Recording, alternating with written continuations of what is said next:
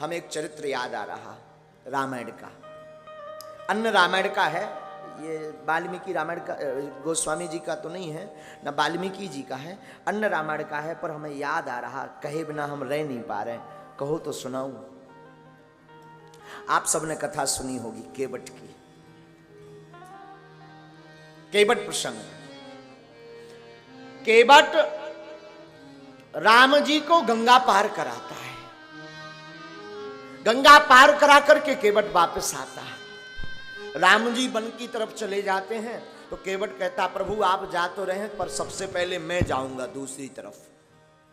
राम जी कहते क्यों? केवट कहता है कि प्रभु अगर आप वन की तरफ जाएंगे तो हम जाते हुए नहीं आपको देख पाएंगे, हम अपने आप को रोक नहीं पाएंगे। तो केवट कहता है, प्रभु एक काम करो, आप थोड़ी देर ठहरो, मैं जरा उस पार चला जाऊं। राम जी बोले उससे क्या फायदा? बोले दो फायदे हैं, एक तो हम आपको वन जाते हुए भी नहीं देख सकते, दूसरा फायदा ये कि अगर मैं उस पार पहुंच जाऊंगा और अगर आप पहले ही वन चले गए तो ये घाट भी मेरा खाली हो जाएगा, वो घाट भी खाली हो जाएगा, और मैं उस पार पहुंच जाऊंगा तो कम से कम आस लगी रहेगी कि उस घाट पर कोई खड़ा है। राम जी कहते ठीक है भैया। राम जी रुक जाते, केवट नाव लेता, नाव लेकर के केवट इस किनारे आ जाता। महाराज हमने सुना है, एक महापुरुष के, एक आचार्य जी हमें सुना रहे थे, सुना है, कथा कहती है कि केवट जब राम जी वन चले गए तो केवट ने इस पार आकर के मात्र 3 घड़ी बाद अपने दोनों आंखें फोड़ ली, दोनों ने, केवट ने। सुनिए, जब राम जी वन चले गए और केवट गंगा के इस पार वापस आया तो केवट ने अपने दोनों आंखें फोड़ ली, उंगली डालकर अपने हाथों से। रक्त बहने लगा, खून से लहूलुहान हो गया, फड़फड़ाता रहा, पर केवट ने नैन फोड़ लिए। किसी ने केवट को धीरे से पूछा,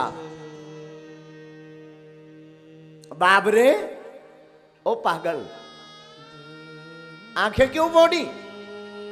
केवट कहता है, अब इन आंखों में जगदीश बस गए, इन आंखों में अब राम बस गए, इन आंखों में अब रघुनंदन बस गए, इन आंखों में अब दशरथ नंदन बस गए, इन आंखों में अब जानकी वल्लभ बस गए, इन आंखों में जगत का पिता परमात्मा जगदीश जगन्नाथ राघवेंद्र सरकार बस गए। अब मैं जगत को देखूंगा नहीं सिवा राम के। और केवट अंधा हो गया।